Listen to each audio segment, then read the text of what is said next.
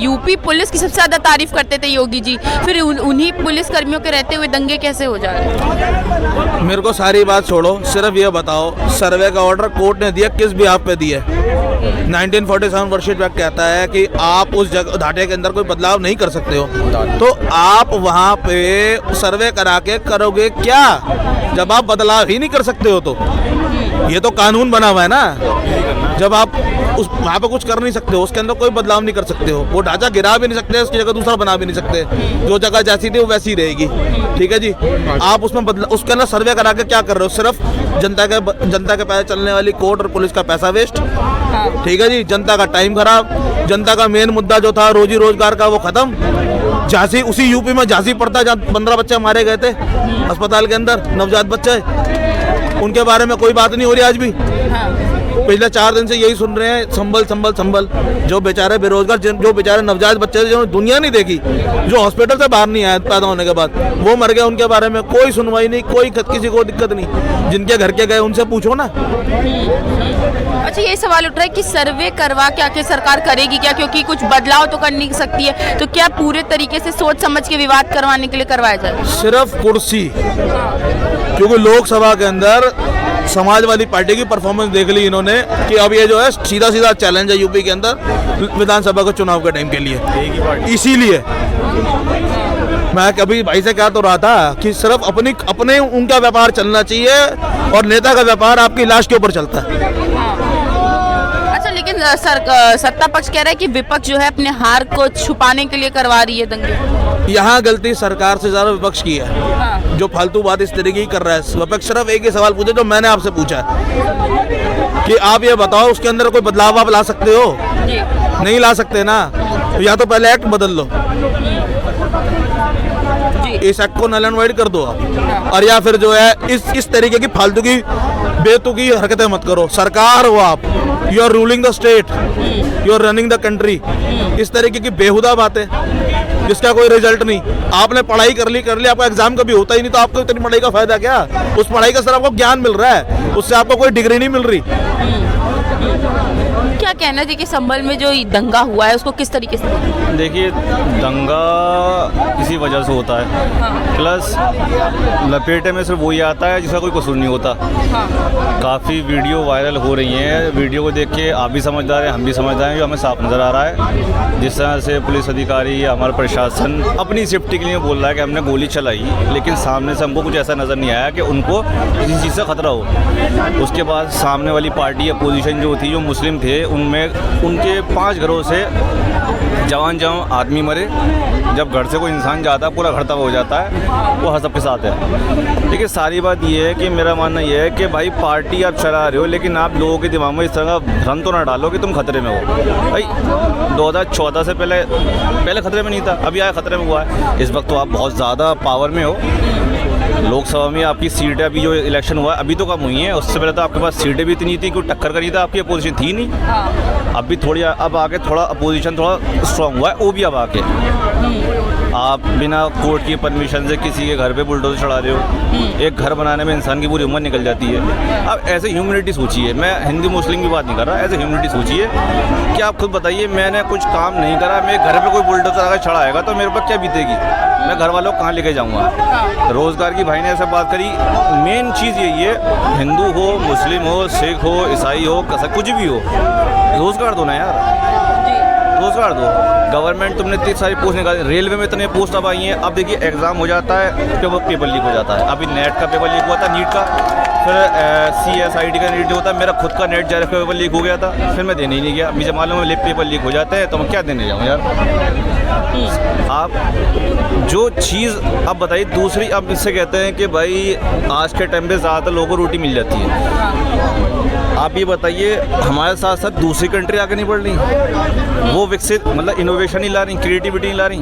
अगर आप इंडिया के लोगों को रोटी दे पा रहे हो, भाई रोटी वो भी नहीं दे रहे, देने वाला ऊपर वाला है, और वो किसी भी रूप में ऊपर वाला रोटी देने वाला। अब आप जिस दिशा में आप देश को ले जा रहे हो, आप जैसे भाई बताए थे, अब वो वाले जो भाई बात कर रहे थे कि अब सरकार की कोई जिम्मेदारी नहीं है, खुद रोजगार ढूंढो, ये क्या बात हुई? As a ruling of party आपको भाई भाई आपको रोजगार देने की वो होनी चाहिए ना कि हमारी कंट्री का कोई इंसान परेशान न हो। अगर लोगों ने, जनता ने सरकार चुनी है तो किस लिए चुनी है? अपने वेलफेयर के लिए चुनी है। वेलफेयर में आपका स्वास्थ्य भी आता है, आपका रोजगार भी आता है, आपका खाने का अधिकार होता है, बिजली का अधिकार होता है, पानी का अधिकार होता है, मोस्ट इम्पोर्टेंट बेसिक शिक्षा का अधिकार होता है। Is a social welfare. अच्छा, ये भी सवाल उठ रहा है कि क्या अब सरकार को पता चल गया कि अयोध्या वाला चैप्टर क्लोज हो गया तो अब संभल का नया चैप्टर खोल दें? उसके बाद उन्होंने कोशिश करी थी वहाँ पे ज्ञानवापी में, हाँ, वो चैप्टर भी डाउन हो गया। हाँ, अब ये संभल पे आए हैं। हाँ, अब ये अभी बगेश्वर बाबे ने बोला कोई नई जगह बताइए। अजमेर पे आ गए, उसके बाद अब अजमेर पे आ गए, याचिका मंजूर हो गई। अजमेर शरीफ में आ गए। जिनको मस्जिद और दरगाह का फर्क ही नहीं पता, उनसे तो खैर इस बात का जवाब लेना ही बेकार है।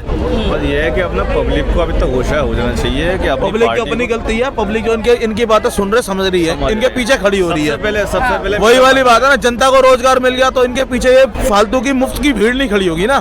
सबसे पहले अपना काम करेगा आदमी। सबसे पहले और नेता चाहता नहीं, क्योंकि इनको हराम का सब कुछ चाहिए। सही बात। सबसे पहले नेता को हराम, जनता को कहते तुम हराम का खाते हो, लेकिन नेता को हराम का सब कुछ चाहिए। सबसे पहले मेरा मानना है जो आज के टाइम पे सोशल मीडिया चल रहा है ना, वो दो तरफा है। उस पार्टी को उसका दिखाता है अगेंस्ट, उस पार्टी उसको दिखाता है। भाई अपनी नज़र से देखो ना यार, यूथ बड़ा हो रहा है ना, काफ़ी पढ़ लिख रहे हैं लोग, है ना। आज के टाइम पे यूथ बहुत ज़्यादा डिप्रेस है, इसको जॉब नहीं मिल रही, और जॉब मिल रही है तो उसको सेटिस्फाई नहीं है। क्यों? जॉब ही नहीं है, सेक्टर ही नहीं है। आप देख लिए कितने सेक्टर, बैंक बंद हो रहे हैं, कंपनियां बंद हो रही हैं, कहाँ जाए। मेरे खुद के दोस्त आउट ऑफ कंट्री चले गए पढ़ने, वहीं सेटल हो जाएंगे। मेरे पास खुद ऑफर आया था, मैंने अच्छा मेरे को बताओ मैडम, देश के 2 नंबर के अडानी जी अमीर है, ठीक है जी, दूसरा नंबर आता है अमीरों में। उनके यहाँ एम्प्लॉय कितने हैं? 26,000 एम्प्लॉय मात्र पूरे नहीं है। जबकि उसी लाइन के अंदर में 6ठा नंबर आता है टाटा इंडस्ट्रीज का, टाटा ग्रुप का। उनके यहाँ 2.25 लाख एम्प्लॉय है। अच्छा, संभल के मामले में जिस तरीके से आप खुद समझो ना, जो उसी लिस्ट के अमीरों की लिस्ट में 7वें नंबर पे कंपनी आ रही है देश की, उसके 2.25 लाख एम्प्लॉय है, और आपकी लिस्टिंग 2 नंबर पे है। आपके एम्प्लॉय कितने हैं? अंबानी जी ने बेटे की शादी करी, कंपनी ने कितने ले ऑफ कर दिए जी। आप अपने एम्प्लॉय को पैसा नहीं दे सकते, लेकिन शादी में आपको खरबों रुपए खर्चने हैं। आपको लाके इसको भी नचाना है और उसको भी नचाना है। गरीब का मतलब वही है ना, जब तक पॉलिसी स्टेट बनाएगी कॉर्पोरेट के हिसाब से ना, तब तक गरीब जनता का भला नहीं हो सकता जी, ना कोई कर पाएगा। एक लास्ट बात ये थी कि भाई, एक लास्ट बात ये थी, आ गए दोबारा। देखिए अच्छा, एक लास्ट, आज के टाइम पे यूथ इतना पढ़ा लिख गया है कि अपना खुद देख सकता है सही क्या गलत है। एज ए ह्यूमैनिटी सोचिए, किसी मजहब को पीछे मत लाइए, एज ए ह्यूमैनिटी सोचिए, अच्छा ही देखिए। गवर्नमेंट कर रही है अपनी जगह, कर रही है अपनी, अच्छा ही देखिए, आंखें खोलिए, बाकी आप खुद समझ जाएं किसको वोट देना है, किसको वोट नहीं देना। जी। संभल में दंगा हुआ है, उसको किस तरीके से देख रहे हैं सर आप? पॉलिटिक्स है, पॉलिटिक्स है बस, और कुछ नहीं, और कुछ नहीं। हाँ। वो बस एक जो भी होता है, जो होता आ रहा है, जो चल रहा है, वो वही है। उसमें एक नई जनरेशन को ख़राब करना है, कोई भी हो, किसी की भी हो, उसे ख़राब करके पॉलिटिक्स करनी है बस, और कुछ नहीं। अच्छा, सरकार कह रही है कि सिर्फ प्रशासन पे ही क्यों आरोप लगा रही है, विपक्ष जो वहाँ पे मौजूदा जनता थी उन पे क्यों नहीं सवाल? ये काम प्रशासन का तो है मैडम, दंगे को रोकना, इन चीज़ों को रोकना, ये सब प्रशासन का काम ही होता है, पब्लिक का नहीं होता है। पब्लिक क्यों करेगी? अब पब्लिक में किस तरह के लोग हैं किसी को नहीं मालूम, किसी की माइंड की नहीं पता किसी को, बताइए।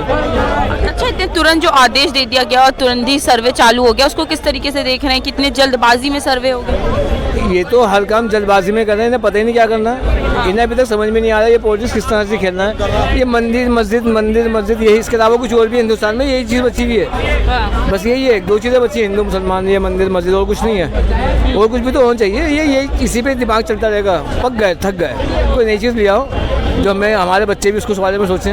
हाँ, पर सरकार सीधे बोल रही है हमारी मंदिर है उसके नीचे, तो हम तो करवाएंगे सर्वे। अरे मंदिर, कितनी खुदाई पे मंदिर मिलता है? खुदाई करने पे कब मंदिर मिलता है? क्या मंदिर है बताइए? उससे नीचे भी जाओ, कुछ और निकलेगा, उससे नीचे वहाँ पहुँच जाओ जहाँ दुनिया शुरू हुई थी, फिर आओ भी बताओ कि दुनिया यहाँ से शुरू हुई थी, अब तुम ऐसे जियो। अच्छा, ये कौन सा तरीका है? हमारी समझ में तो बात है भाई, हम तो कुछ नहीं कह सकते इसके आगे। हम तो ये सोच रहे हैं कि इतनी खुदाई करोगे तो मंदिर आ जाएगा, तो उसके नीचे भी तो कुछ और होगा। मंदिर से पहले भी तो लोग होते होंगे हिंदुस्तान में, ये दुनिया में होते होंगे। ये गिरे इतना ही बना हुआ है कि खोदोगे तो मंदिर, या कुछ और भी निकलेगा इसमें से। अच्छा, उनको आपका सीधे सीधे कहना है कि कोर्ट की तरफ से आदेश आया था, सर्वे करने गए तो इस पे इतने सवाल क्यों? सरकार किसकी है? आप तो समझ रहे होंगे, कोर्ट जिसकी है, सरकार जिसकी है, वही तो इशू निकालेगा कि आप ऐसा करो, आप ऐसा करो। वो कर रहा है, वो कोर्ट ने ऑर्डर दे दी है, वो अपना काम कर रहे हैं, वहाँ एक झगड़ा हो जाता है, 4 आदमी मर जाते हैं, घर खराब, आप क्या करो?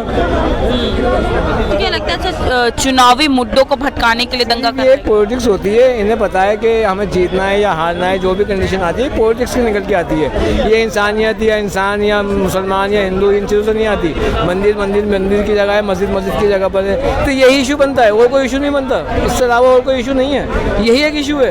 तो उसकी गहराई तक खुदाई कर दो, वहाँ तक खुदाई कर दो, यहाँ से शुरुआत जहाँ पर आखिर में दिख जाएगा भगवान ने ज़मीन यहाँ बनाई थी, उसके बाद देखो क्या बना, मंदिर बना, चर्च बना, बुद्ध बने, कौन बने, फिर आएंगे ना निकल के सबके सामने आ जाएंगे, दुनिया को जाएगा पता कि हाँ जी इसके नीचे ये था, इतनी खुदाई करेंगे तो ये था, इतनी खुदाई करेंगे तो ये था, इतनी खुदाई करेंगे तो ये था।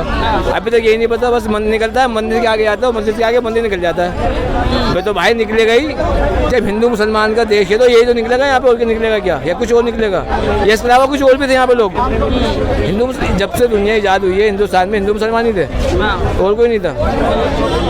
अच्छा योगी जी तो कहते थे दंगे खत्म हो गए हैं जब से उनकी सरकार आई है। हमारी उम्र में तो शुरू हो गए, हर 4 चौथे दिन सुन रहे दंगा हो गया हिंदुस्तान में, सरकार बीजेपी की, हर चौथे दिन 5वें दिन आता कि दंगा हो गया। भाई दंगा ही क्यों हो रहा है, कुछ और भी तो कराओ ना, दंगे दंगे दंगे तो सर पक गया दंगों से। तो क्या लगता है सत्ता में बने रहने के लिए ये चालू रखते हैं? पॉलिटिक्स होती है, मेरी निगाह में तो पॉलिटिक्स होती है, और ये हिंदुस्तान की आवाम इतनी सीधी है कि वो इन चीज़ों में आ जाती है, बस उसी में चल रही है, इसी में चल रही है, इसी में चल रही है। 11 साल हो गए, इसके अलावा कुछ वो सुनते ही नहीं है, कुछ समझ में नहीं आता। जी